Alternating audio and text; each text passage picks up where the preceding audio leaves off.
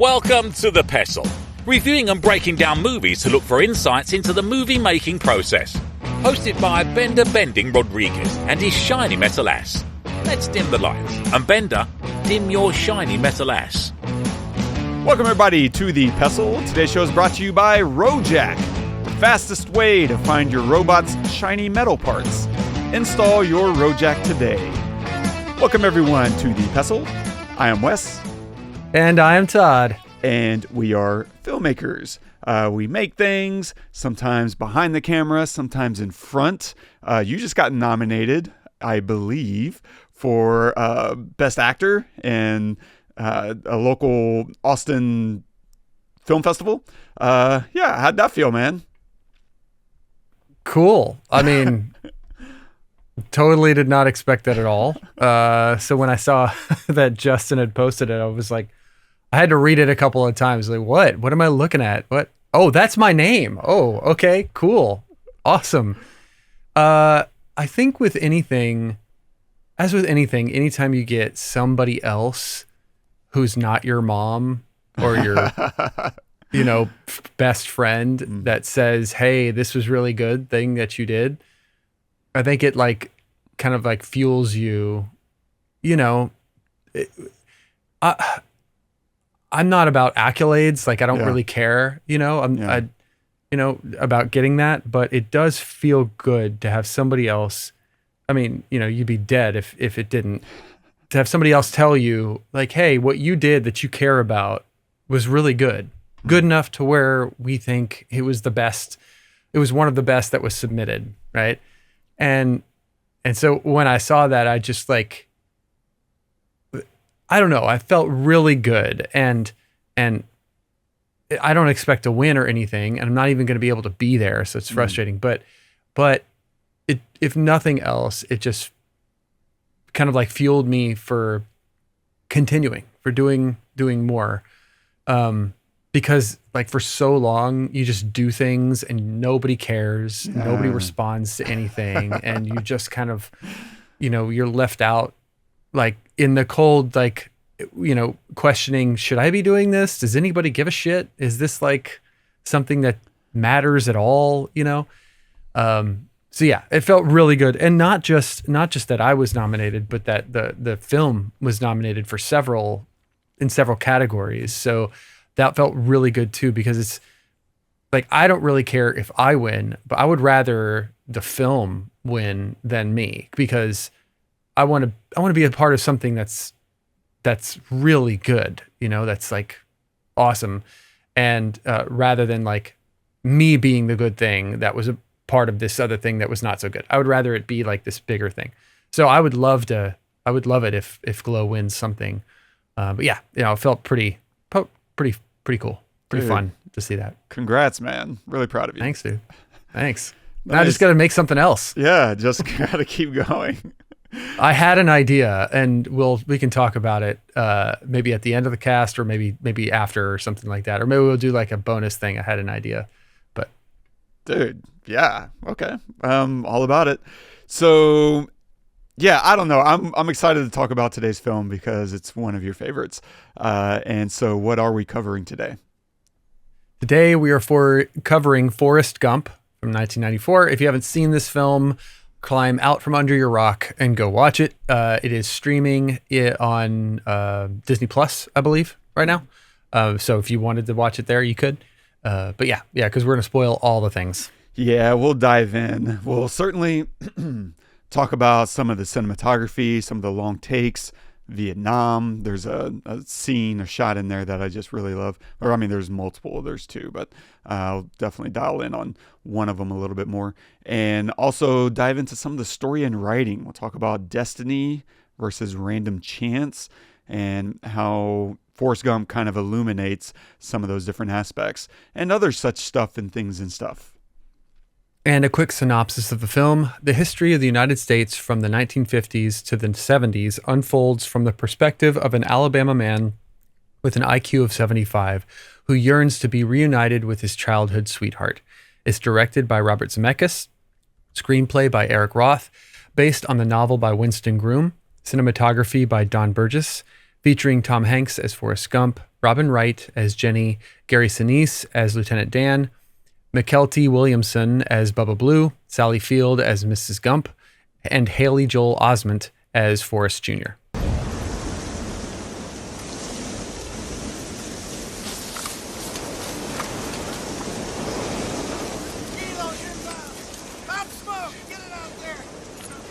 If I'd have known this was going to be the last time me and Bubba was going to talk, I'd have thought of something better to say. Hey, Bubba. Hey, Forrest. Forrest. Why did this happen? You got shot. Then, Bubba said something I won't ever forget. I want to go home. Bubba was my best good friend. And even I know that ain't something you can find just around the corner. Bubba was gonna be a shrimp and boat captain, but instead he died right there by that river in Vietnam. Interesting movie. Like, obviously that's one of the very few, if not maybe the only, like, really bitter moment in the whole film. And there will certainly be a reason for that later. But it's full of life. And I'm curious, like, this, we did a bonus episode on our Patreon of our top 5 Tom movies. And this came in as your number 1. And so I don't know the last time you revisited Forrest Gump, but assuming it hasn't been within the last, 6 months, does it still hold that special place after, coming back to it? It does. It does. I mean, it's been probably 5 years or so. I'm just literally ballparking. I have no idea when the last time I saw this was, but it's been years. But for me, it completely holds up. I mean, obviously, like, the CG of, like, the presidents talking is not so good, but this is 1994, right? So even just seeing that on screen was pretty cool. It was like, oh, okay, we're just gonna wedge him in here, like, I gotta pee, he's gotta pee, like, that whole thing. That was fun, right? Yeah. It doesn't even matter if you could tell if it was CG or not. Like, it was just fun to see, the president, like, saying that. Anyway, but I adore this movie for a lot of reasons. I mean, not the least of which is Tom Hanks, right? I think he's perfect in this film. I know so much about Forrest comes from his voice, and I've seen interviews of him talking about where that voice came from, and he was at some point he was doing some research, and one of the guys that he was working with, or the kids that he was working with, talked like that. It was like really super Southern and talked like this, and so he started doing that, and it stuck, and that just became the defining sound of this person. Because how do you convey an individual who is lovingly ignorant of what they should be worried about in the world, right? Like, let's not even say that he's slow, because I've never really subscribed to that. Like, yes, he is slower than you and I guess, at, like, what's 10 times 20, but in every other way, he's not. He's, like, more in tuned with the world, I think, in a lot of ways. So, but just someone who's ignorant to what they should or shouldn't be worried about, quote unquote. And that's how I've always viewed Forrest Gump, is like the things that you or I might say, man, I got to pay really close attention to that, or I got to watch out for this, or I got to watch out for that. It is totally oblivious to it. Like, has no idea that he has to make money. He has to get a job and make money. No idea about that, right? He just, well, Bubba wanted to be a shrimp and boat captain, so I promised him I would, so here I am. I'm going to do that. And then he becomes a millionaire. You know what I mean? Like, it just, life happens to him because he does things. And I think that might be part of the conversation you want to have later about the does life happen to us, or do we happen to life? Maybe it's both. I think this film does a impeccable job of telling that story without telling that story. And then he gives that line at the end to Jenny standing at her grave, which, by the way, I'm in tears watching that. And it's the last 2 hours have been telling us this story, and you give it to us in one line. Everything that we've been feeling and witnessing is in one line. And his performance in that moment is it's absolutely flawless. And I'm not going to compare it to every other performance I've ever seen. I'm just going to say in that moment, it was perfect. He's giving her information. She's at his grave. He's giving her information he thinks that she would want to have. And then he breaks down a little bit because he's so in love with his son, this thing that she made with him, like so in love with his son. And then he composes himself. If you need anything, composes himself, right?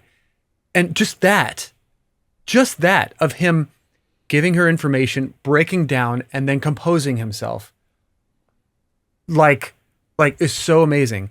And then my other favorite moment, and I think it might be one of my favorite moments in almost any film that I've ever seen, is when he meets his son for the first time.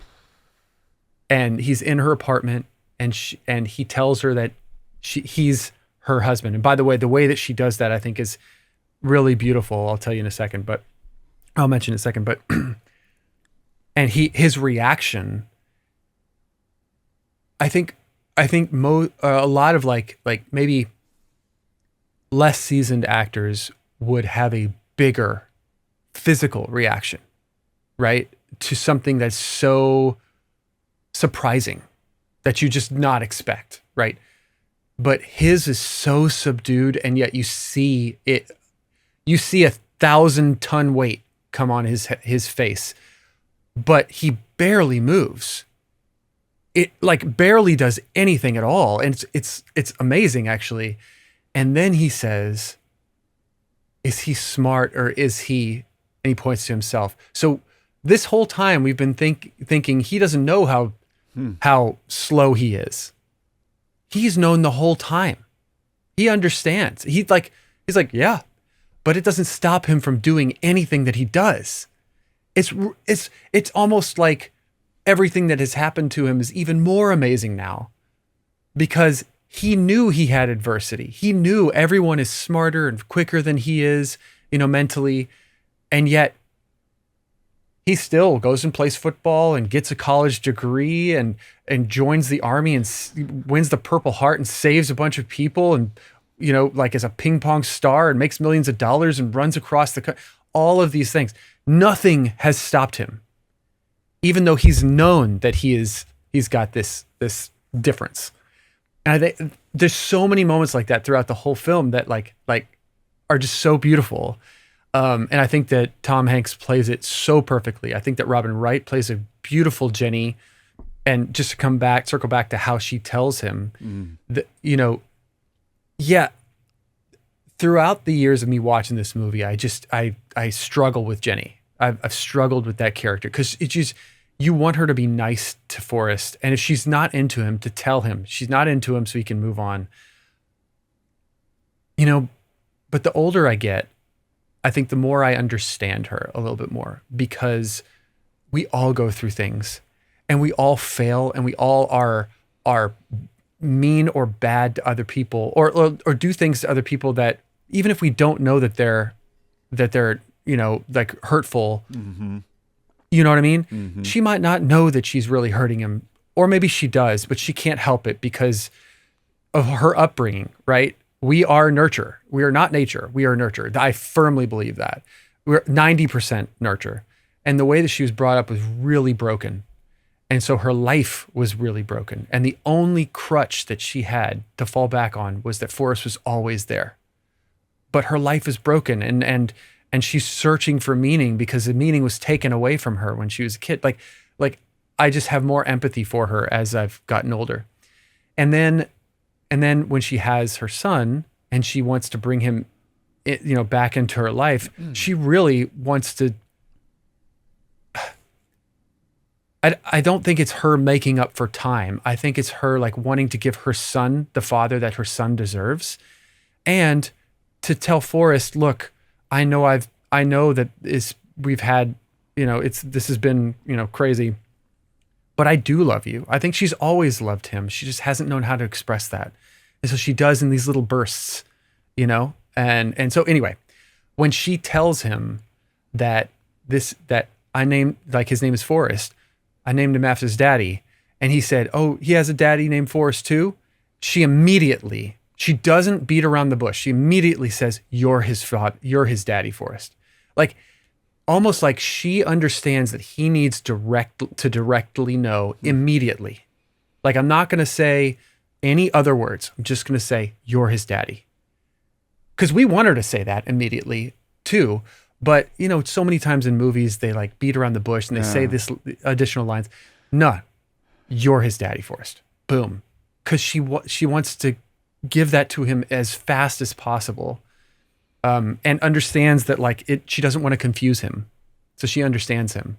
And I thought that was really beautiful too. The whole movie is fantastic and timeless for me. I think I could watch this in 20 years and it would still hold up for me, honestly. Lieutenant Dan is fantastic. Gary Sinise is wonderful. I wept again seeing Lieutenant Dan walk up to at his wedding, walking up, and his reaction to that is so beautiful. Yeah. And then Sally Field is his mom. So beautiful. She's so great. She's so great. Death is just a part of life. Like, oh, so good. And then his motivations for things, you know, like, it's so beautiful. There are some times where he's motivated because he just discovers something, like ping pong. Like, oh, this is fun. Okay, cool. I'm going to do this and be the best at it. But the best thing is his motivation to run. After Jenny leaves, he has literally nothing left. Like, he had let her go. He had, he lost his mama, but he was like giving away money. So that gave him purpose. And then Jenny came and made his world so much bigger. And then she left. And then he has this huge world after she's gone. What is he going to fill it with? He can't be mowing yards. Like, that's not enough. So he just needs to do something to get his mind, give his mind something to do. So he starts running. It's a great motivation for that, And then when he gets over her, when he finally gets over her in 3.5 years, he stops running, and that's it. And I love that he just stops. It's like, just stops, and everyone's like, well, what do we do? They're out in the middle of New Mexico or something, like, it's so perfect. Anyway, I could keep going, but I want to hear what you think, because like, I just adore this movie and everything about it. So anyway, that's awesome. I have a slightly more complicated, connection with this movie, just because I don't love it. I'm probably the only person I've met who doesn't just absolutely love this movie. And it's not that I don't like it. I appreciate it. And I think objectively it's a great movie. And whenever I watch it, I have a good time. There's never but I never find myself wanting to revisit it. Like, I saw it in theaters whenever I was a kid, right? I would have been 13 and really enjoyed it. Had a great time. Didn't want to watch it again, but all my friends loved this movie. And I would just find myself having to rewatch it again and again because of my family, friends. Everyone just loves this movie so much. And then everyone owned the soundtrack. This was like the soundtrack of the 90s. I have it on vinyl, by the way. Just add a little fuel to that fire. And I don't know. I think I've never been able to figure out exactly why I don't just deeply love this movie, because there's nothing that I think. It's probably a combination of a few things. One is the eras that it's spanning, or eras that I don't inherently love. I don't love the 60s or the 50s or the 70s. Like, these aren't really my eras. And then it ends in the 80s, and never really loved the 80s. And then so it also spans such a great length of his life. Like, him as an elementary to high school to college to, all through his 20s and his 30s. There's something about these stories that span and show you so much of someone's life that I don't generally enjoy. Something like The Notebook. If I could chop out certain parts of that movie, I would love The Notebook, but I don't like seeing so much of someone's life, I think, in general, as opposed to something like Shawshank. Like, you see a great span of time, but it's always just Andy and Red, like, Yeah, I mean, I get it. It's hard to relate, to a certain version of him when you're seeing his whole life. I think it's more to do with me feeling time passing and slipping away. That deeply bothers me, because I don't see my own life in that way. Like, I still see Wes in my elementary self. I don't see that as this kid who didn't know what he was doing. I feel completely in control of that person whenever I was that person. And there's something about time just moving so fast that really bothers me. And death is a natural part of life, and I appreciate that. But there is that aspect of it that I think I just don't like. It feels very coarse, emotionally to me. And then I think the other part, and so you have that kind of aspect of the particular eras, how much of his life is being covered. And then I think the other aspect that I think rubs me a little bit wrong is him, to put it bluntly, as an idiot. Like, I'm spending over 2 hours with someone who's being treated as an idiot. And even the movie treats him as an idiot by and large, just through his incapacity to make so many decisions for himself. Like, he doesn't know when to run. Like, he's in the middle of a football game and he has to be told to run and when to stop. Like, the movie is treating him like an idiot. Like, you will have a really hard time pushing me off that hill. And that bothers me. I think that really gets to me to some degree. And maybe I still appreciate that as much as we are laughing at him, like, we also love him. We're never at a place of judging him harshly. Like, we're appreciating that, okay, fine, he's not aware, but he's never penalized for it, largely. Even when people within this story try to, and it goes back to what you were talking about, he doesn't allow himself to be penalized because he's never going to treat himself this way, even though he knows it. And I think that's such a good observation. He is aware of, his mental faculties, but he never judges himself for it, and therefore he doesn't allow other people to judge him for it. And that's the part of him that we love. And that is what makes it okay for this movie to show him in this light. It's because he's not judging himself for it, and the movie doesn't hold him back for it. And that makes it a very satisfying watch because, okay, yeah, we're laughing at him, but we're loving him too. We're not going, it's a really interesting, juxtaposition of emotions. And that's why I think revisiting, I watched it twice. I watched it last night and still had a great time. My watch this morning was much harder. I didn't love it, revisiting it that closely again. Yeah, I was going to say that's hard. It's very hard. And that's interesting because it is rewatchable, but it's only rewatchable every few years. Yeah. Right. Yeah.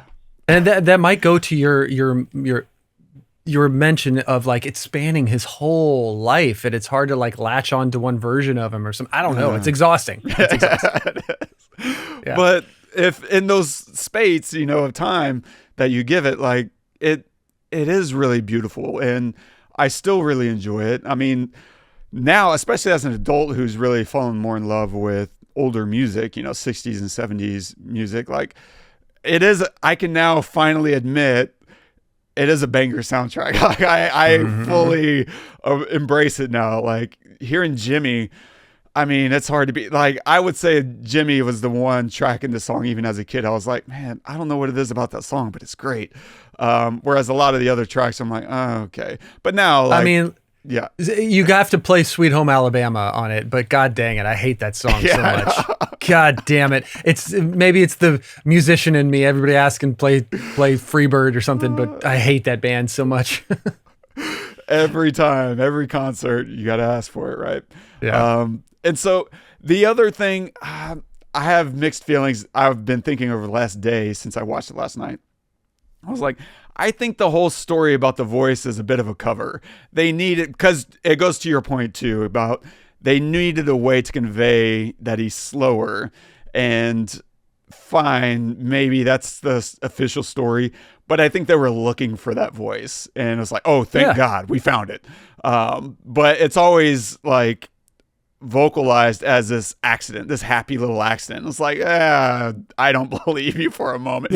You were searching for the voice that gave the perfect balance of this guy is a bit of a dummy, but also we're not going to mock him for it. We're not going to create this Tropic Thunder approach to this character. We want to find someone who has his mental faculties. He's just not quite, he's just a little below of, what you want. Did you read the book?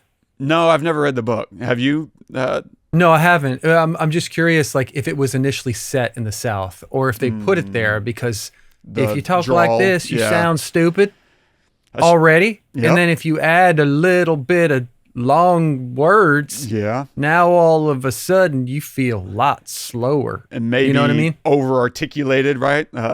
His Gump, like he's always really punching and enunciating. And so I think you're right, because that is kind of like, we're in the South, and I think done a decent job of neutralizing my accent as an actor. That was something I really worked on a lot, is trying to be less Southern. And if you get me tired enough, I think it slips out much thicker. But that's always been kind of our view that we've felt in the South of, East Coasters and West Coasters, like punching down at us, right? Like you hicks, with your Southern drawls, and it's like that. And maybe it goes back to the whole point of this, story about like judging a book by its cover kind of thing. Like you give him a Southern drawl and suddenly you just kind of assume he's dumb anyway, right? Because he talks a little bit slower. And you think because he talks a little bit slow, maybe he's processing a little bit slow too.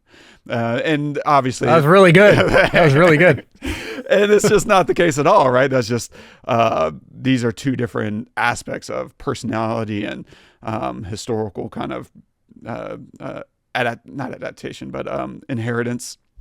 And I think that really is going in deep into the weeds of what the story is getting out, because it's telling a lot of the stories of the downtrodden. And as I've really tried to spend the last 12 hours thinking about this film, this is the one thing that really brought out things that I love about it, because this movie is getting at something very cool that I don't know that we were getting a lot of in the 90s, at least not on this budget level. Like, I don't think we were telling stories of the downtrodden at this grandiose kind of stage, because it tells a lot of these kind of stories. It's embedded in it within Forrest's own story. And I think the principal idea is you can't know someone's future. It can't be measured or predicted based on what you see or where they come from, maybe even especially where they come from. And that's where Forrest's name itself is so interesting to me, because he was named after a KKK leader. They don't shy away from our history. In fact, this whole movie is about our history, right? And whenever Forrest describes it, his mom named him that to remind me that sometimes we all do things that just don't make no sense. Forrest sometimes does things that just don't make no sense. And I think that's why they made him such a bit of a dummy, right? And I'm going to keep being blunt like that, and I'm not going to apologize for it, because I think that's very much on its sleeve in this movie. And if you can't handle the blunt talk of what this movie is being, then you might want to just jump to another episode. And Bubba came from a lineage of servants for white families. And so and then Lieutenant Dan came from a line of soldiers who died in American wars. And so we're painting a very strong picture of three different men with three different heritages. Forrest coming from a racist Klan, background, who himself, nothing racist about him. His best friend is Bubba. He goes to a black church, like completely oblivious or just doesn't care. It's hard to tell. Sometimes people just do things. And for Forrest, this is just the one that made sense. Lieutenant Dan, we'll get back to him, but Bubba coming from a line of servants for white families, like he had other visions of it and goals of his life. And so I think it's really interesting. You can't predict or know someone's future, but you know what you can do is you can hold people back. You can oppress them. And this movie is full of that story. It's entirely that story. And it starts with Forrest himself, because he was almost held back because of his IQ, right? He wasn't normal, quote unquote. But Mrs. Gump fought to get him equality because, as she says, what does normal even mean anyway? What is normal? What are we talking about? Well, the principal is this white man from what seems to be a middle class. He's defining normal based on himself, based on his own intelligence level, based on how he looks. And that's really fascinating, especially if you kind of look around the background of this story. There's a lot of black servants, even outside of our main stories. If you're just literally looking in the background, right? We're seeing it in the elementary when she's having that conversation with the principal. There's a black janitor in the background mopping, right? Whenever Forrest is in the White House, there's the black server, right? Opening his Dr. Pepper for him, right? And then we see Bubba's, story, and his mom and his grandma and his great grandma all serving, not in the White House itself, just White Houses, right? And that's very part and parcel with the American story. And I love that they're finding a way to have these conversations in this lighthearted way. But it's all there trying to get you to reevaluate not only what you see as normal, but what you see as possible, and then in other ways. But Forrest himself, of course, goes on to do amazing things, completely unaware of his own destiny or of his own disability, because he was taught that he didn't have one. That's what his mom taught him, right, in childhood. And so he never accepted that there were things that he couldn't do. Okay, I can join the military. I can go fight. But to get Forrest into that position, Mrs. Gump had to be taken advantage of. Like that, the principal doesn't do the right thing. He takes advantage of his position of power. And we see that story of people using their positions of power time and time again. I mean, that's what a lot of these presidents are doing. That's what a lot of these leaders are doing. I mean, even within the Black Panther Party, we see Jenny's boyfriend taking advantage of her. And we'll get back to Jenny's story momentarily.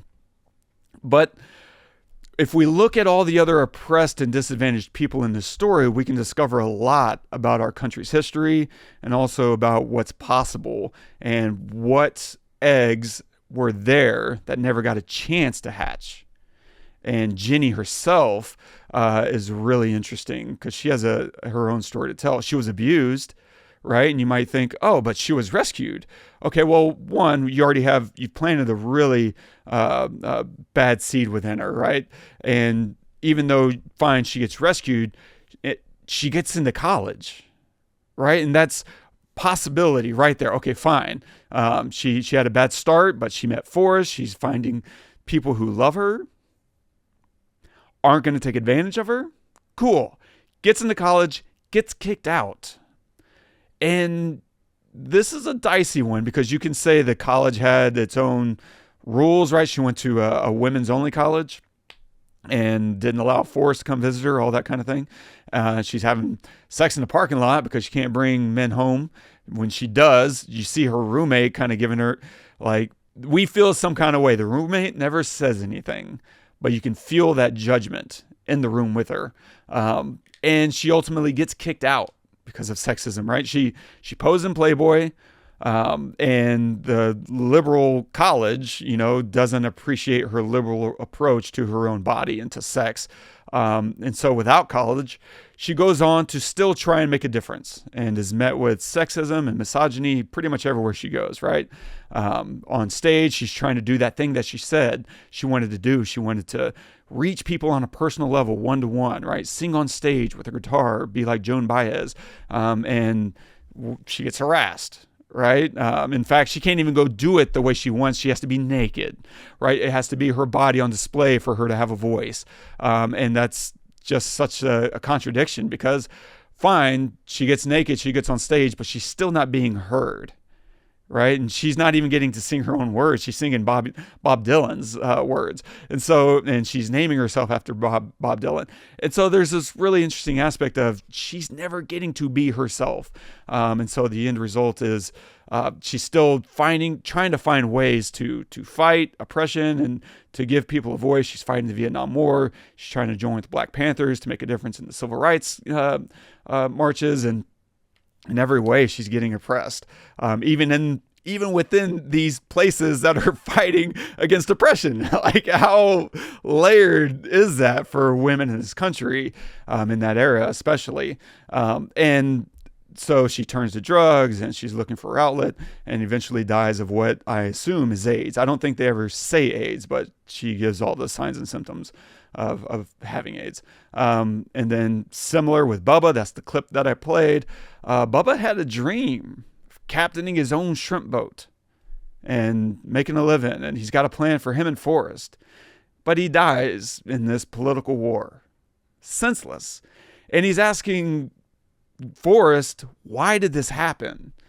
And I think Bubba's asking a much deeper question that Forrest just doesn't have an answer to, right? He's like, you got shot. That's the best that Forrest can do. He doesn't know. He can't give a satisfying answer. And I don't know if anyone really could in that moment. There's still so much to be revealed about that particular war. But it sucks because maybe we didn't need a storm for Bubba Gump Shrimp to be a thing. Maybe, Bubba could have helped Forrest, been a good captain who knew where the shrimp were and how to handle all it. We don't know what else Bubba had within him. It got killed by war. Thank you. Lieutenant Dan thinks his destiny is to die in war. So when we're talking about this idea of destiny and random chance, he thinks because his life has no value other than his heritage is to be fodder in wars, he doesn't know what to do with his life when he survives, right? And he becomes paraplegic. And now we're looking at a whole other aspect of oppression and being held back and pushed down, people with disabilities. And we're seeing that through Lieutenant Dan's eyes. And he doesn't know what to do with his life. And eventually he's being insulted and mocked. And eventually he finds, a way to stand on his own. And that's a really interesting metaphor they're using. But what I think is really beautiful about his end is that he not only finds his peace, but he marries what I assume is a Vietnamese woman. They never say it, right? But he shows up with this Asian woman. And I love the idea that he finds life where he assumed he would find death. He went to Vietnam to die. And he went back there to find reasons to live. It's beautiful. And there's another little moment in the hospital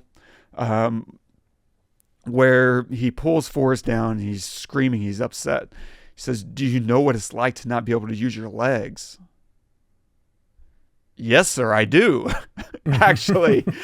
And it's so interesting because we see so much suffering in this movie, and we tend to think that our suffering is unique, that no one could understand what we've been through. And in some ways, suffering is unique because every life is unique. But in other ways, whatever you're going through, other people actually can relate to it. Jenny, it's right before Forrest goes to Vietnam, and they're on the bridge, and Jenny's like, "I could jump." What are you talking about? Don't do that. She's having those same feelings that I think Lieutenant Dan is, right? She's like, I don't know what to do with all this. And she chooses not to twice, right? Because there's that moment. There's the other moment when no one is around to stop her. And she decides not to. And it's beautiful because this movie is making you laugh all along the way, but they're giving you these moments of reality to be like, hey, people are going through things. And so it's asking this question, is it destiny where we end up in life? Is it chance? And so, yes, you can prescribe someone's destiny by destroying them before they've even had a chance to explore the world or make a choice for themselves or to have any random chance happen to them. Because, yes, children are like a little box of chocolates. You don't know what any of them can ever be. But I think in actuality, there is another secret option, which is C, your own volitional free will. You can choose to fight oppression like Mrs. Gump, like Jenny, but fighting is no guarantee of the result, but you can fight. And we see Forrest floating through life, but what's happening around him is not chance. Forrest is happening by chance, but everything that we see around him is not. It's very intentional fighting. It's a lot of intentional choice. Wars, assassinations, abuse, sexism, racism, slavery, institutions and structures created by people and also brought down by people. And it's light. It's light as a feather. And the feather is such a wonderful visual symbolic thing of so many things happening in this movie. Yes, the idea that, Forrest is himself being pushed around, but also this idea of Jenny being free as a bird, I think is another aspect, and that's just a feather from Jenny, from heaven, that's bringing Forrest somewhere else and letting things come and go as they will. Like, there's so many interesting aspects of that. That is just a beautiful story. But I think this movie has something really interesting, profound to say that no other movie has found a way to say it, because none of our main characters are someone that has it all together and doesn't find moments of violence and oppression. But they all find a way through it for better or worse. I don't know. Yeah, everything you said, it's spot on, man. And I always saw, I love your take on the feather, because I always saw the feather as like his perspective on life too. You mentioned the lightness, right? Everything is so heavy for everyone. From his mom, like she was lighter than most people, but like everything was important to her, like he was important to her. That was it. But like her outlook that she gave him on life was very, very light, and, but, from Lieutenant Dan and Jenny and the war and everything that she goes through and just everything that happens around him to the world, everything is heavy. Even when he's running, everybody following him, like that's heavy for them enough to where they just leave their life and they run with him.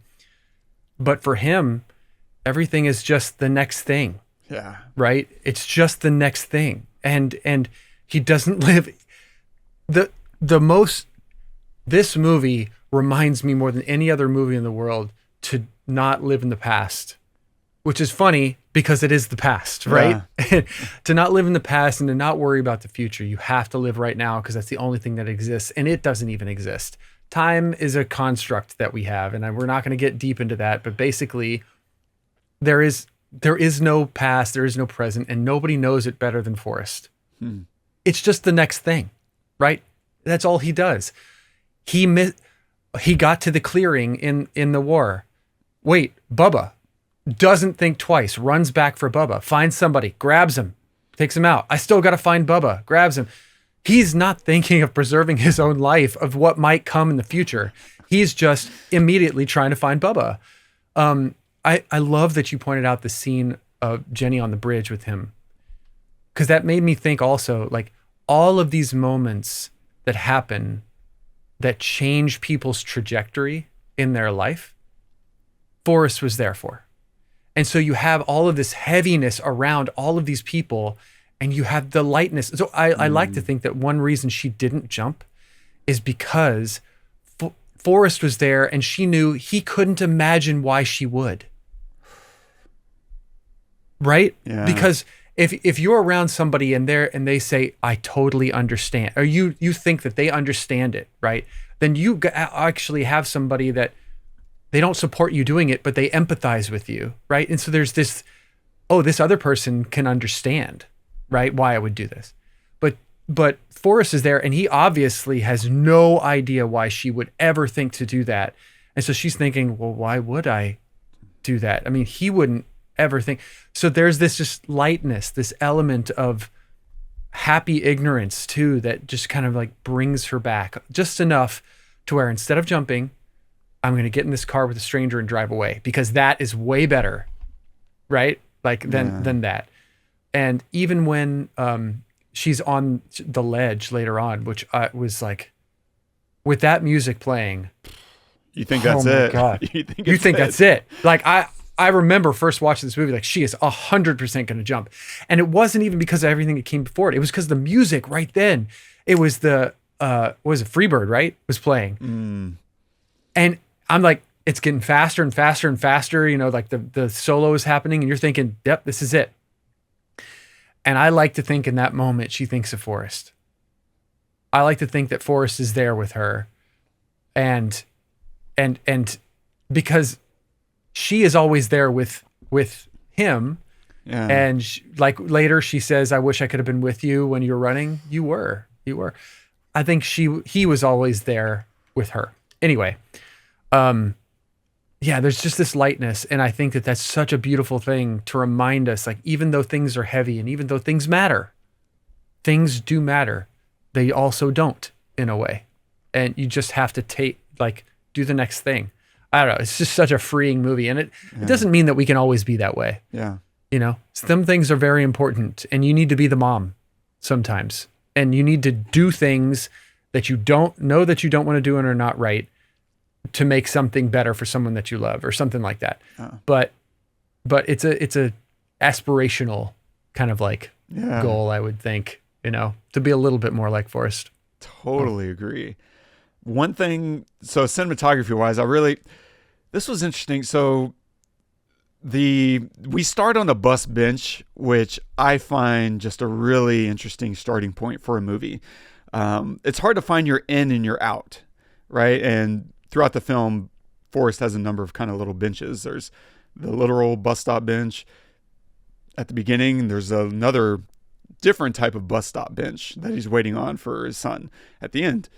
But even in between, he has that log that he sits on but just as a starting point of like, we're so inundated with a lot of films that start in the morning, you know, making breakfast or whatever, which is fine depending on the story.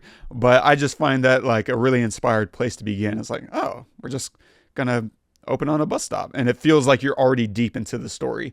I love that. But we also open on a oneer. And there's a lot of longer takes in this film, which is great because it helps keeps us oriented as we're running through a montage. Basically, this is one movie, all flashback, just about. And longer takes, it's asking less of your viewer because every time you introduce a cut, it's one more thing you're asking the viewer to remember. The geography of the room, where you are in time. And so whenever you're doing something like this, the more you can introduce longer takes, the less taxing it is on the viewer themselves. And I think that's very intentional. It's not to say that there aren't a lot of edits, but they find a way to make each take as long as possible, I think, to reduce the wear and tear on the viewer. But Vietnam, oh my God. There's two shots in here I really love. There's first, maybe one of the greatest shots, like top 10 of all time, is when the rain stops and the fighting starts, is astronomically good. Like, that's bonkers. That is absolutely crazy pants. And I can't believe that.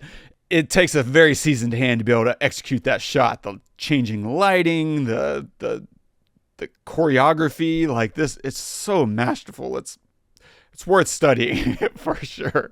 But the shot that I really loved looking at actually was the one when Bubba and Forrest are leaning against each other in the rain in the middle of the night, because of how much I really love the lighting here, because it's like almost entirely highlights and shadows. Like, everything is very crushed in the shadows and very like glinted in the highlights. And there's just not a lot in the middle gray. And yet you understand everything that you're seeing. It's so well blocked. It's so well lit that you can see, and it's just so much contrast, and it all pulls you into Bubba and Forrest. Like, you can see them talking, and you just kind of, there's this long, I think it's a crane shot where you just kind of slowly pushing in until we start to move around Forrest to get a better look. And that's where we see a little bit more in the middle gray, the exposure. And I think it's gorgeous because we just don't see that much. Like normally now when we're doing a lot of night scenes, they underexpose it so much more than we used to. And here it's not underexposed. It's just finding a really nice balance between the highlights and the lowlights to create a lot of shape for you to make out silhouettes. And it's just wonderful because I'm sure if I pull it up on a histogram, like the shadows are crushed, right? They're just dipping deep into the blacks. And maybe the highlights aren't all blown out, but there's a lot in that upper end and it's just really well built. Yeah, I love it. Anyway. It's awesome. Yeah, that's that. Yeah. What please. do you have? I was going to ask you if you have a favorite shot or scene from the movie, because there's so many. I mean, we're just all over the place, so like, and you won't be wrong. Like that's the other thing. The reason I love this is like everybody, and maybe even every time I watch it, there's a different moment that I'm like, oh my God, that was fantastic. Maybe the cinematography, but for the most part, just like the situation and what's happening around. Do you have a favorite? I don't know. So there is one moment that I quote the most of this movie, like probably once a month at least. I'll look at someone and just start panting. Yeah, so good. Your mom goes back to school and boy, and so like, I'll quote that a lot. I've been doing that since I was 13 years old. Really? Yeah. That's hilarious. But I think the section of Vietnam is my favorite. There's so much going on, that's very interesting. And I love the connection between Forrest and Bubba. Maybe not as much in the boot camp. It's hard for me to watch the boot camp and not see Kubrick's Full Metal Jacket. But everything that's happening once they meet, Gary Sinise's character, is just, I love it. Like for me, after that is kind of where I get tired of the film. And I just it starts to wear on me, post-war. Maybe it's just the war. Maybe I just really struggle with wars, which is kind of ironic that I really enjoy that moment in the film of them being together, as a platoon. And yeah. But otherwise maybe just Jenny and Forrest as kids. I'm so glad you said that, because my favorite scene this time watching it is when he goes to her house when he's a kid, and and he walks up to the front door. We see this dilapidated house and they pan a little bit to the left and reveal Jenny just standing in the back by the corn. And then her dad runs out and they run into the corn together. They kneel down and she starts praying to make her a bird to fly far, far away. And then we pan back. We crane up and we reveal a bunch of doves flying into the air from the corn. It's just, God, it's so powerful. Because that whole scene of them running into the corn, you never see her dad's face. You just see this blurry guy come out of the back of the house, and then you see this bottle of booze as he's walking by his side as he's walking. We never see his face. It doesn't matter who he is because he's a nobody, but you can tell instantly he beats her or he like abuses her, and he's a drunk. And so later when we see that her come back to the house and throwing things at her, like we have that feeling, we understand it. We like, yeah. And then we get to see Forrest bulldoze it. When he tells her that at her grave, that he bulldozed the house, we don't just hear him say it, they show it. And we feel vindicated. We feel like, yeah, F that house, F that guy. That part of the world is gone.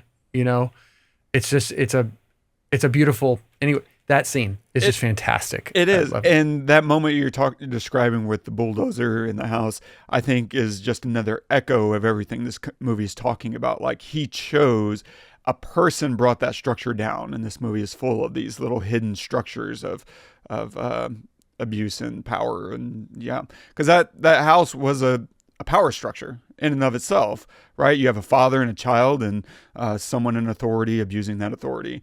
And yeah, it's really genius filmmaking to have some of these delicate conversations without making you feel exhausted for the conversation. There are times when you need to be exhausted. Like Schindler's List is there to exhaust you. And that's a good thing, and that's same year, right? 94, I think. Same year Schindler's List, maybe 93. Oh, yeah. Yeah. But these are good conversations, but it's really nice to be able to kind of move through this world and, feel the lightness of these subjects through someone who, is blissful, is going through, to some extent, in a blissful. That's a good way to put it. Blissful. Yeah. Joyful. Last thing I'll say is I love, this is like a little movie magic thing. It's not even magic. It's just like a fun little trick they do to show how fast he is, where he's like running from the car and then he just runs out of frame. And then we show somebody as the car turns way like 100 yards. I mean, yeah, it's unbelievable, but it's a great little funny and fun way to show how fast he is. And then later on, he's running down, as the quarterback is throwing the football on the field, and then he runs past the receiver catching the ball. It's a brilliant, tiny little way to make us amused and entertained, but also show ability of this guy. Like it's fantastic. I think the movie is full of stuff like that. Like anyway. That's such a fun camera trick. I assume what they did was use the body double. Like I've had to think about it a little bit, but use the body double and then stir the dust up somehow, probably like some leaf blower or something that someone, maybe Tom Hanks, suddenly grabs, or, and just like blows it all up into the wind. And then it only takes a few seconds to do all that. Like guy pops up in the background like, okay, I'm ready to run. And it's just choreographed, but it's genius because in the moment you don't think about it. You're just like, whoa, like what the hell? Yeah. But it's fun. And little filmmaking tricks can, stretch a budget. Yeah, man. So good. Okay. Final thoughts, man. That's all I got. Love it. I think I could go another few years, until I need to watch it again. But honestly, it was great to revisit.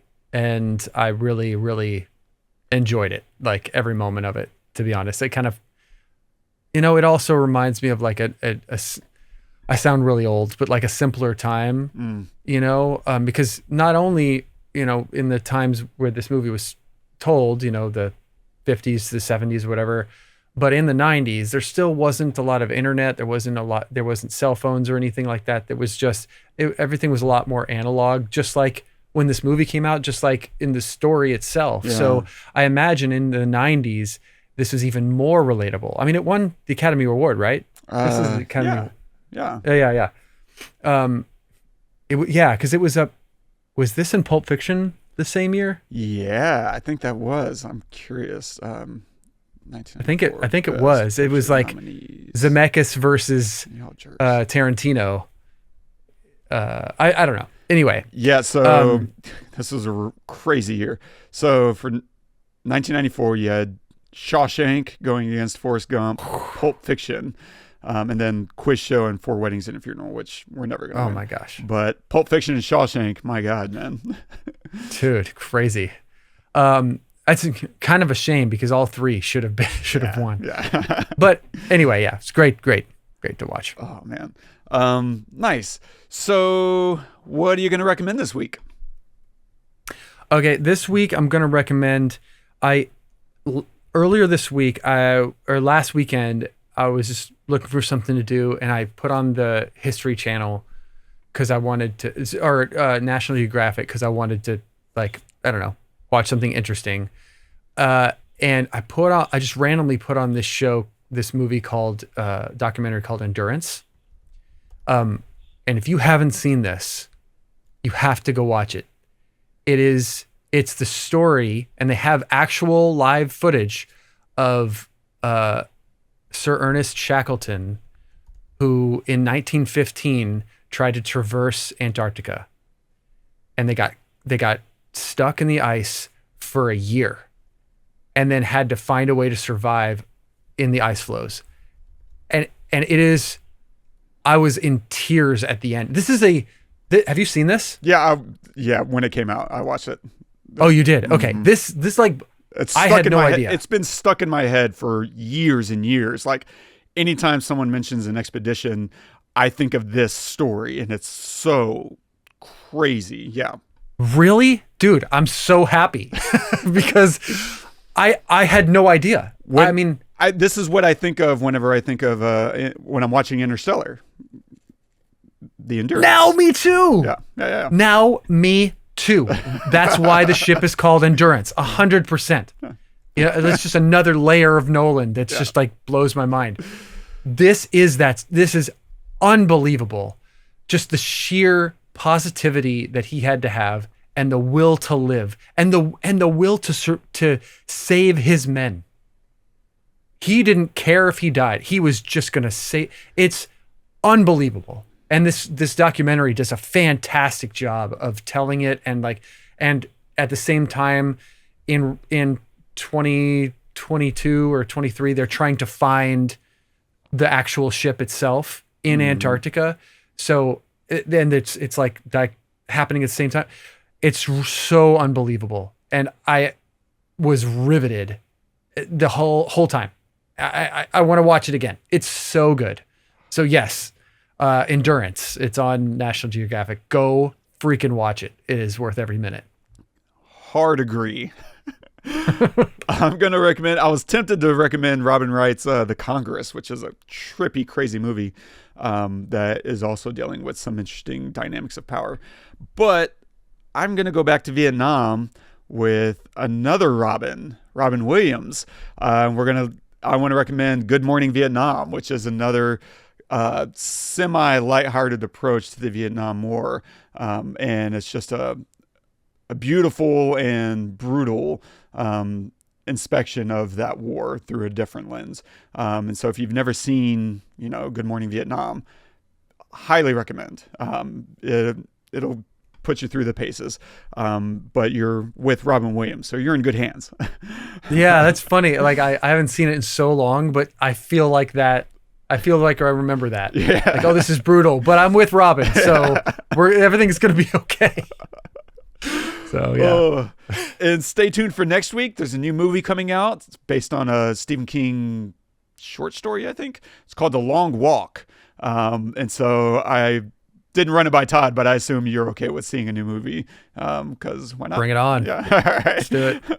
And so, yeah, buckle up for that. And if you're enjoying the show, don't forget, subscribe, drop us a review, leave us a note. If there's something you want us to talk about, we'll probably cover it. 50-50, coin flip.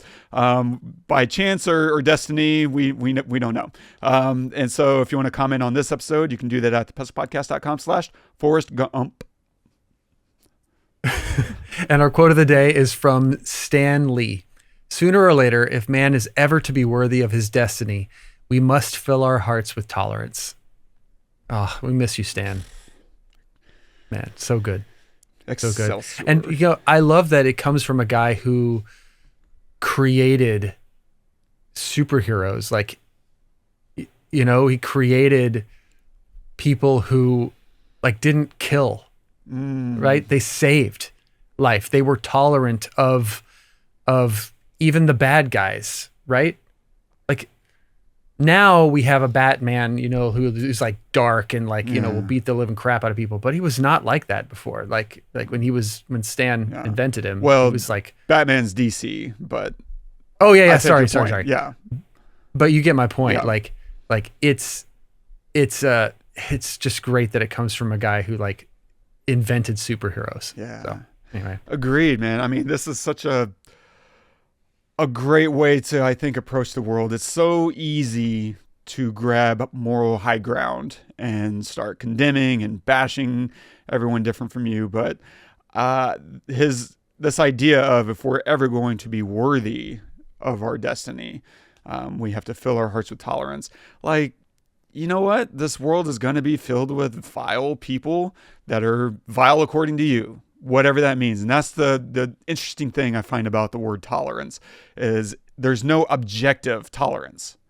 It's always personal, of what you don't like and of what you find detestable or whatever. And you have to find a way to fill your heart with tolerance to say that, okay, fine, I don't like this person or this idea or whatever it is, and find a way to coexist and move on and to be worthy of everything we're creating and building. I mean, we're doing amazing things, we've risen from the muck and the mire, and look at all the things we've built and done and gone. And I don't know that we're necessarily worthy of everything we've done so far. Agreed. And if I think the other kind of secret hidden layer in this film is people doing things despite the way the world is treating them. Forrest is going through a world and giving his best to a world that's treating him like trash.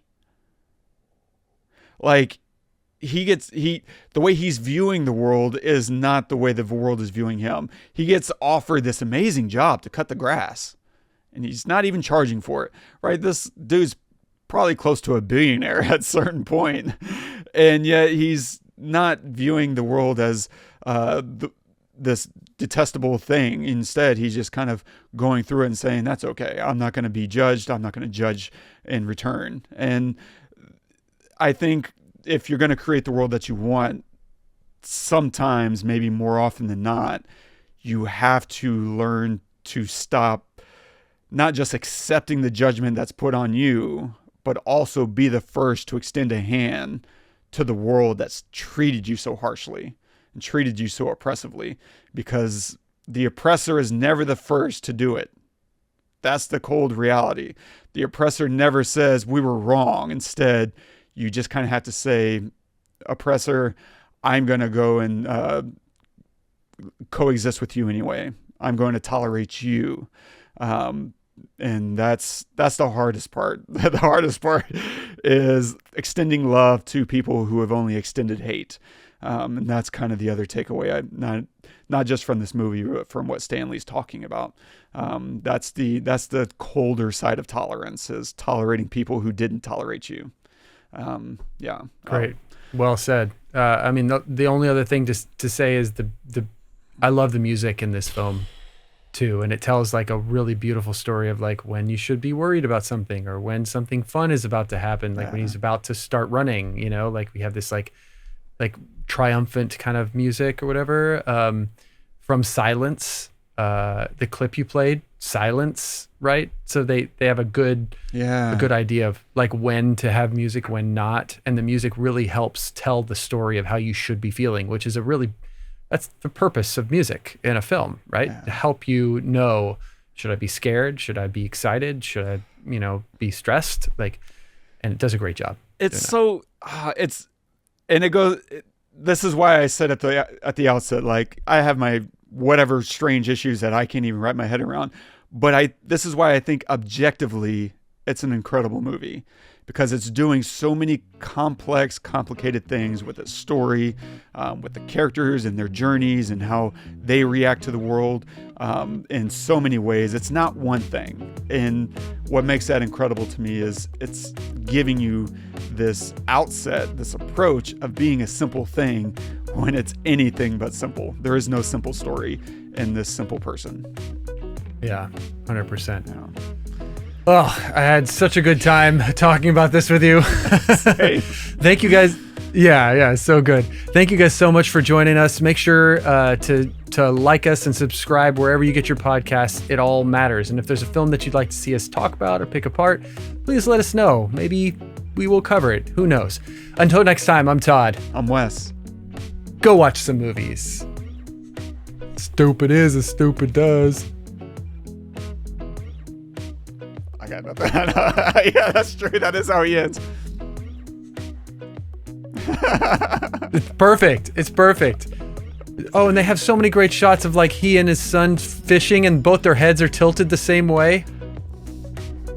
They're fishing and both their heads are tilted like this. And you're just like, oh my God. His son is going to be smart, but take all the good things from Forrest. Yes. Like when he's about to get on the bus. Yeah. What are you getting on? You're blah, blah, blah. I'm Forrest Gump. He like just does it. Yeah, it's so good. So good, man. Oh, God. Yeah.